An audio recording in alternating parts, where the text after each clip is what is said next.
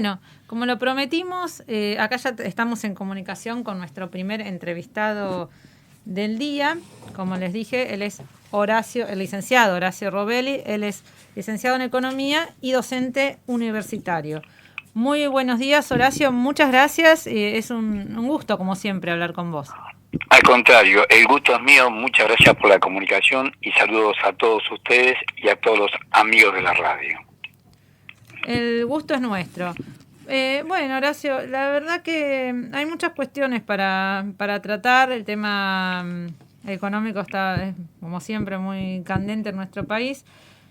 Quería consultar, antes que nada, el tema de la inflación, ¿no? Porque la inflación es un gran problema para el bolsillo de los argentinos, porque si bien hay algunas medidas, como por ejemplo esto de los precios justos, parece que no están dando resultados. ¿Sirve esto de los precios justos? ¿Qué es lo que pasa que no se le puede llegar a controlar esta inflación? Mira, la inflación es como la fiebre para el organismo. Vos tenés hijos chicos, y vos cuando tiene 37 y medio, 38 años, te entras a asustar. Pero cuando tiene 40, ya te entras a desesperar porque sabés que si supera los 40 grados de temperatura, las secuelas pueden ser terribles. Entonces, claro. La Argentina está al borde del 40%. ¿Por qué? Porque el mismo modelo genera esto. Es un modelo, fíjate que la Argentina, durante la dictadura militar que tuvo la primacía del poder político, no hablo del 76, que la inflación fue del 400% anual, sino de 1977, 78, 79, 80, 81, 82 fue 700% anual de inflación por la guerra de Malvinas. Pero en todos los demás años, del 77 al 81, la inflación nunca bajó del 100% anual. Cada vez que hay un acuerdo con el Fondo Monetario Internacional, la inflación no baja. ¿Por qué? Porque provoca un desequilibrio muy grande en la economía argentina. Claro. El desequilibrio está en que el equilibrio de la economía argentina, más del 70% de los que vivimos en este país, más del 70% vivimos en base al mercado interno y vivimos en pesos. En mi caso, soy docente universitario, ahora en marzo voy a cumplir 39 años. No pude entrar antes a la Universidad de Buenos Aires porque estaba la dictadura militar. Claro. Voy a cumplir 39 años como docente y vivo de pesos y no tengo ni paritarias. Ahora decidieron que no van a aumentar en 3 cuotas, no van a ajustar recién ahora las remuneraciones. Bueno, esta situación a mí me perjudica porque yo voy a comprar algo en el almacén o a la carnicería y me aumentan los precios permanentemente. Este hecho es lo que hace reducir no nominalmente, pero sí en moneda dura.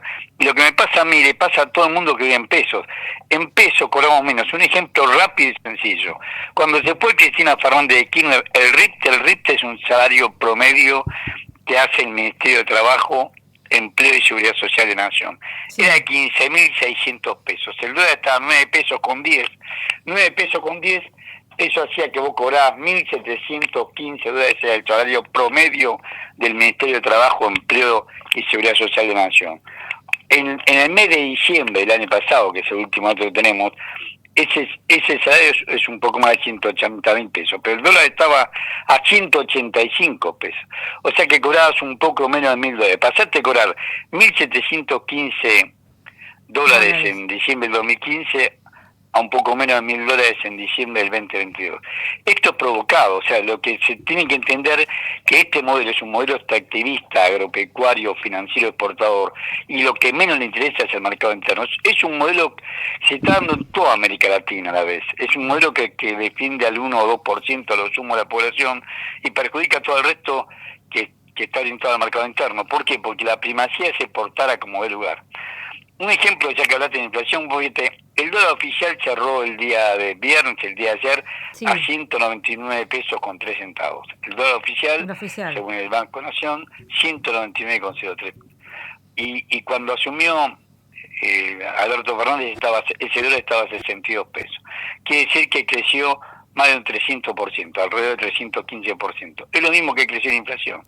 Lo que creció el tipo de cambio de 62 pesos el 10 de diciembre del 2019 a 199,03, que fue el cierre oficial del día de ayer, es lo que creció la inflación. 315% creció la inflación medida por el IPC. Vos fíjate que enero del enero del 2023 contra enero del 2022, la inflación al ser un 6% hace que anualizado sea 98,9%.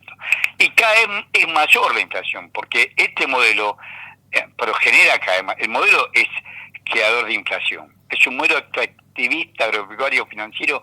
Por un lado multiplica la contaminación ambiental y la degradación de las tierras.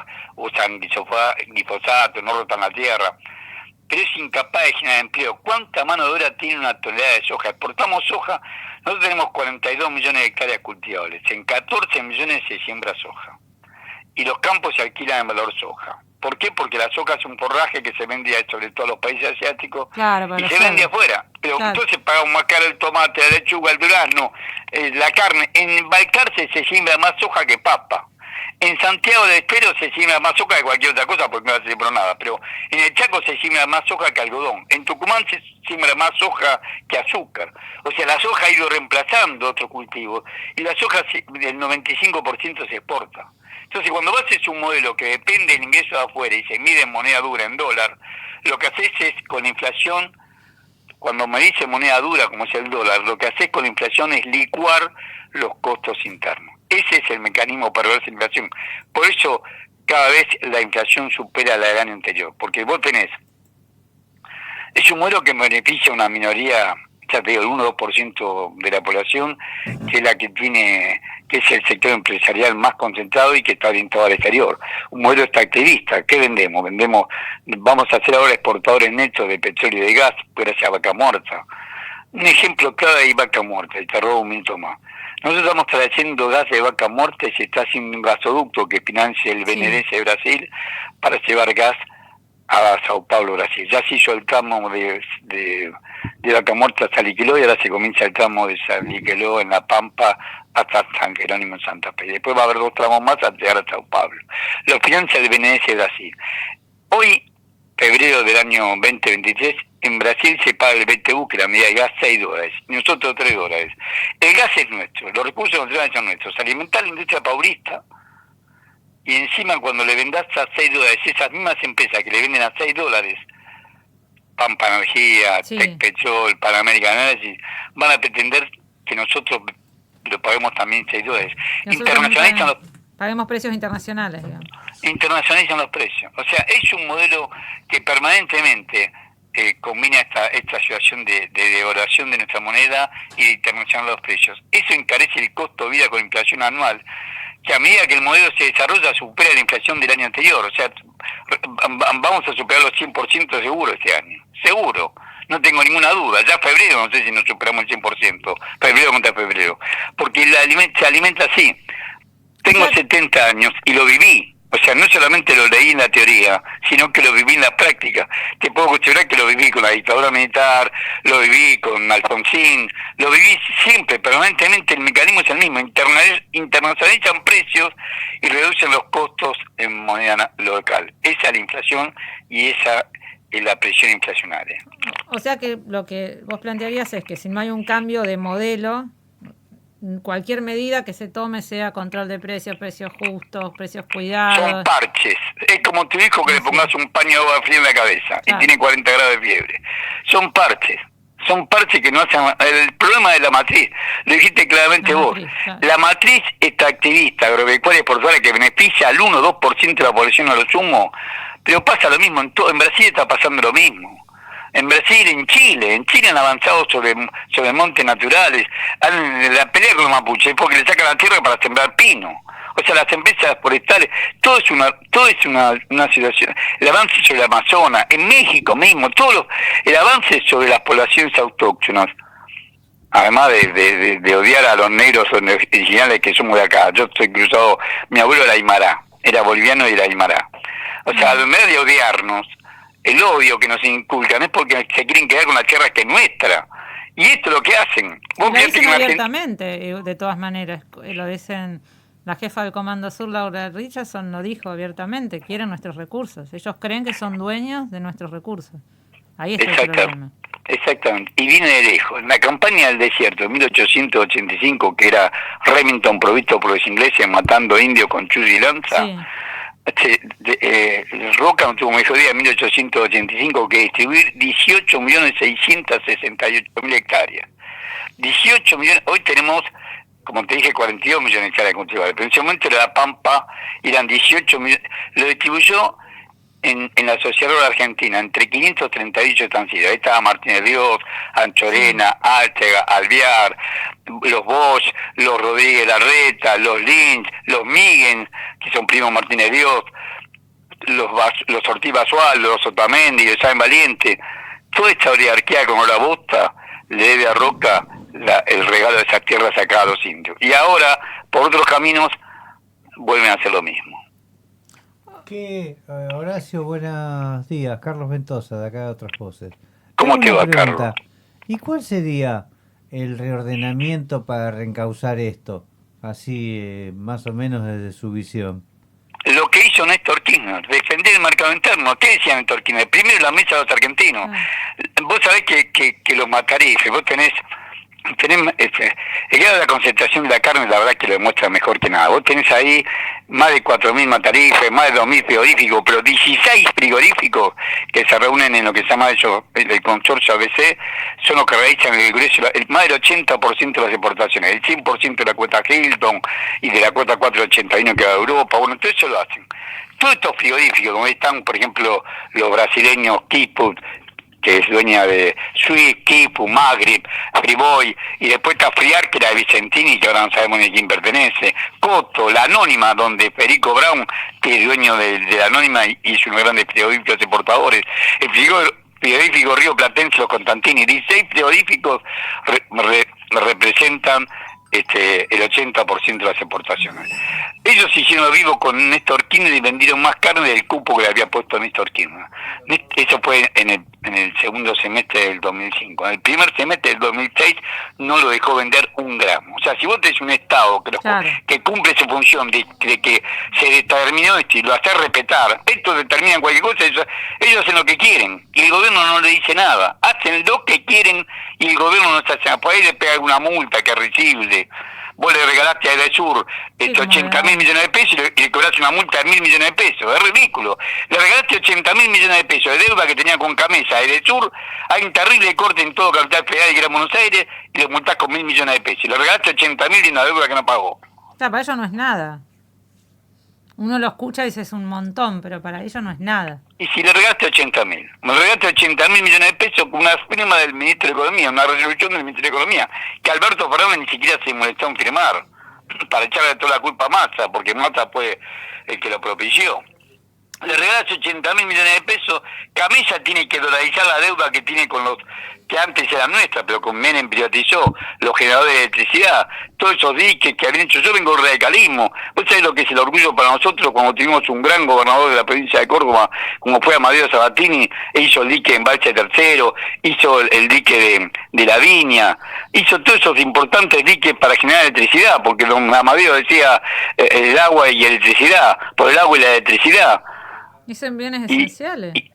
Y hoy todo privatizado y encima le venden a Camisa, y como Camisa no le puede pagar, porque a su vez la distribuidora, como la de no le pagan, le perdonan a la distribuidora de la deuda y Camisa tiene que dolarizar la deuda que le debe, los otros para asegurarse que lo van a cobrar y dice, bueno, está bien, te la refinancio, pero lo pasamos hasta cláusula dólar.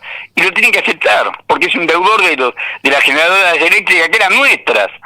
Que en Córdoba hizo Mario Sabatini y Perón hizo mucho más. Perón hizo los Nibules en Mendoza, los Aguirre en Santiago de Estero, el Cadillal en Tucumán. Perón hizo mucho más, pero te quiero decir, todo, porque era un gobierno nacional, todo lo que hizo el Estado alguna vez, nacional o provincial, hoy está todo privatizado. Menem lo hizo.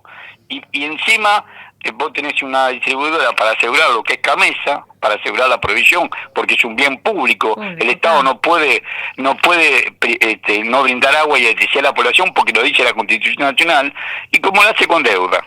Y al que te debe a vos, le perdona la deuda. No, claro, y es como lo que nosotros veníamos planteando en los bloques anteriores. Quizá esta misma, la dureza por ahí que se pone en los piqueteros, en los que por ahí persiguen un plan social, porque no les queda otra, porque si no gente que se muere de hambre, no, y con esta gente somos blandos. Ahí es... Sí, siempre es así, cobardes con los poderosos, felpudos con los poderosos. La Argentina tiene una visión muy clara.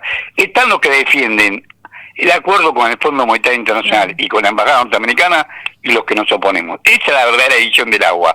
Después que digan lo que quieran. En Argentina está el plan del Fondo Monetario Internacional. Massa dijo, mi plan es el plan del Fondo Monetario Internacional. Esa es la claudicación más evidente.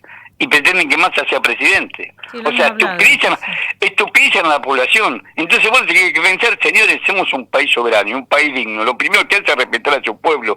Lo dice la Constitución Nacional. Por el solo hecho de habitar el suelo argentino, de tener que garantizar bienestar general. El bienestar general es que coman todos los días, que tengan un techo, que tengan salud, que tengan educación. Perdemos todos en el altar de una deuda que encima lo benefició a ellos. Una deuda que tomó Macri por más de 100.000 millones de dólares. No es que no se hizo una casa, no se compró un ladrillo, desapareció la deuda como por arte de magia, no se le investiga, Alberto Fernández avala esto, el Congreso lo avala haciendo un acuerdo con el Fondo Monetario Internacional sin investigar dónde se fue esa plata, y ahora resulta que Massa dice el plan es el plan del Fondo Monetario Internacional. Un país soberano lo hubiera acusado de alta traición a la patria, porque la Constitución no está ahora modificada, pero la Constitución decía claramente que no se podía cogobernar con potencia extranjera. La modificaron en el 94, pero antes decía el artículo 16 de la Constitución, artículo 16 de la Constitución decía claramente que no se puede cogobernar con potencia extranjera. El fondo no es un país, pero es una potencia extranjera. Sin embargo, hasta ese artículo sacaron. Es un condicionante geopolítico el FMI. Esto ya lo hemos hablado en otra oportunidad, Horacio. Mira, a ver, te quería preguntar cuál es tu opinión con respecto a esto. El jueves se hizo esta mesa política, esta reunión necesaria, creo yo, ¿no?, al frente de todos, como para definir el tema de la candidatura y también, creo que es lo más importante, más allá de quién va a ir como candidato, el documento lo plantea como en el 2023 se enfrentarán dos modelos de país. La Argentina de un progreso compartido, democrático e igualitario, y el anacronismo de una derecha que concibe al país como una plataforma de negocios para unos pocos. Acá, ¿realmente crees que dentro de esa mesa al frente de todos se está planteando un verdadero cambio de modelo? ¿Hay un sector que plantea un cambio de modelo? Porque digo, necesitamos una herramienta electoral como para poder llevar adelante este debate, esta cuestión. Mira, es todo cháchara. No es el frente de todos, es el frente de ellos. Ellos hacen una mentira para que sea creando de más y después se la creen ellos. ¿Cuál es el efecto? Y digo, se habla de las efectividades conducentes. ¿Cuál es la efectividad conducente que hizo este gobierno? ¿Qué medida de defensa del salario, de defensa del Estado, de defensa de la soberanía nacional hizo este gobierno? Ninguna. Todas son muestras de sumisión, amagó con Vicentín y después te lo entregó. Amaga y después te termina cediendo. Sí, pero ¿cómo bueno, este gobierno jamás le cuestionó. ¿Hay algún miembro del gobierno que le cuestionó? El único que le cuestionó fue el hijo de Kirchner el acuerdo con el fondo, pero lo dejó ahí. En vez de decir, salir a denunciar que este acuerdo encubre la fuga de capitales, en vez de decir eso, lo dejó ahí. Sí, no lo firmó. Está bien, es cierto, la dignidad estuvo no firmarlo, pero no salió a decir abiertamente por qué no lo firmaba. Parece un nene caprichoso, y en realidad ahí tuvo un gesto de dignidad que fue, yo no puedo avalar con una ley del Congreso esta estafa a la deuda. Hasta ahí llegaron, después no profesionaron más. Por eso yo no llamo más frente de todos, llamo el frente de ellos. O sea, yo no los veo como, a ninguno del frente de todos, pero a ninguno lo veo como por dar posible la vuelta a este gobierno. De hecho, Alberto Fernández es el presidente de la República y Sergio Tomás Massa, su ministro de Economía. Los mayores cargos lo tienen ellos. ¿Cuál es la visión del gobierno? ¿Cuál es la posición del gobierno? Pero entonces, ¿crees que, por ejemplo, el sector kirchnerista tendría, acá estamos ya en el plano político, pero el sector kirchnerista que tendría que romper? Por supuesto, no había roto hace mucho tiempo antes. Claro. Inclusive amagaron cuando se perdieron las PASO. Amagaron, habían renunciado los cargos, todo. Ahí tienen que haber roto, seguro. Era un gobierno que había claramente y manifiestamente incumplido con el acuerdo, si es que hubo un acuerdo antes, pero con lo que uno lo votó, con lo que decían las elecciones.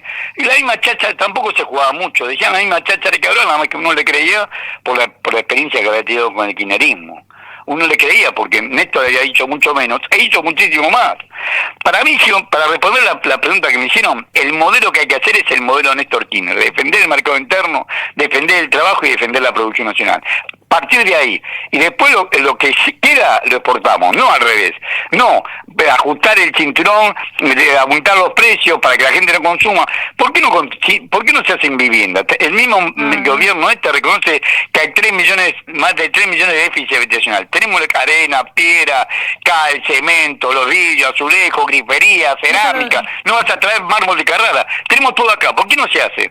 No se hace porque la población aumentaría el consumo de alimentos y de energía y deja menos saldo exportable. Esta minoría parásita y rentista que maneja este país y que maneja Alberto Fernández, que Alberto Fernández y Massa se sientan con ellos a conversar. Esta minoría parásita y rentista es la que nos impone este modelo que tenemos. Eso mi compañero siempre asentía, ¿no? Porque siempre sale este tema de las viviendas, que sería algo que realmente es tan necesario, que sería algo viable también, ¿no? Y porque realmente hoy en día, por ejemplo, ¿no? Uno saca la cuenta, ni con un trabajo en blanco, trabajando, no puedes comprar una vivienda. Los jóvenes de hoy, como mi compañero, es muy difícil acceder a la vivienda propia. Todo dolarizado, como vos planteabas al principio, ganamos en pesos y si vas a comprar una vivienda, precio en dólares, no compras. Y va a ser cada vez peor, porque la brecha va a ser cada vez más grande. Va a estar el círculo que vive en dólares, que se enriquece, que gana fortuna, y los que vivimos en pesos. Yo soy docente universitario. Este es el último año que puedo ejercer porque tengo 70 años. Y te puedo asegurar que cobro menos ahora que cuando empecé en 1984. Claro. Y una pregunta, una vida Horacio, de trabajo, sí. Habiendo tantos economistas pros, reconocidos, con máster acá, máster allá, ¿cómo no dan vuelta esta...? Había que llamarse economista reconocido. Si economista reconocido es Milei. No, porque a veces yo veo que uno, cuando aumenta un poquitito el dólar, empiezan a salir la caterva de economistas. Y son de eso. Melconian fue uno de los corruptos que era funcionario del Banco Central y uno de los corruptos que transfirió plata en la época de Alfonsín. Melconian. ¿Se puede saber, tenía 30 y pico de años. ¿Se puede saber quién es el que transfiere un dinero al extranjero? ¿Hay manera legal para saberlo? Es peor todavía, es peor. Cuando Alberto Fernández, que comenzó diciendo vamos a investigar la deuda hasta las últimas consecuencias, le pide informe al Banco Central, el Banco Central le pasa el informe. Dice que 100 empresas compraron 24.679 millones de dólares. $1 millón de plata, 24.679 millones de dólares en 4 años. 100 empresas. Y resulta que y 100 personas 822,6 millones de dólares. Ni las personas declararon su declaración jurada y ni las empresas lo pueden mostrar en sus balances de dónde sacaron la plata para comprar los dólares. Lo compraron con evasión fiscal. Hay evasión y fuga, porque tampoco sabés qué hicieron con esos dólares.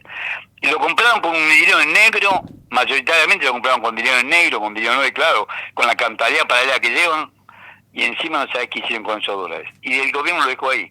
Lo investigó y lo dejó ahí. Tenemos el nombre de las empresas. La primera es Telefónica Argentina, compró 1.248 millones de dólares, que es Movistar. En 2 años, en los 2 primeros años tuvo pérdida, y vos cruzás un cuadro que se llama disponibilidad de caja de banco y de documentos a cobrar, tanto en pesos como en dólares. Eso se llama efectivo o equivalente a efectivo. Lo cruzás con otro cuadro que es activos y pasivos en moneda extranjera y te dice lo que compró. Bueno, compró 1.248 millones de dólares y no puede mostrar ni siquiera la mitad. El segundo es Pampa Energía, compró 903 millones de dólares y no puede mostrar el 60%. Y todo es así. Bueno, ¿pero qué hacen? Obviamente, ¿Lo ponen en plazo fijo en Norteamérica?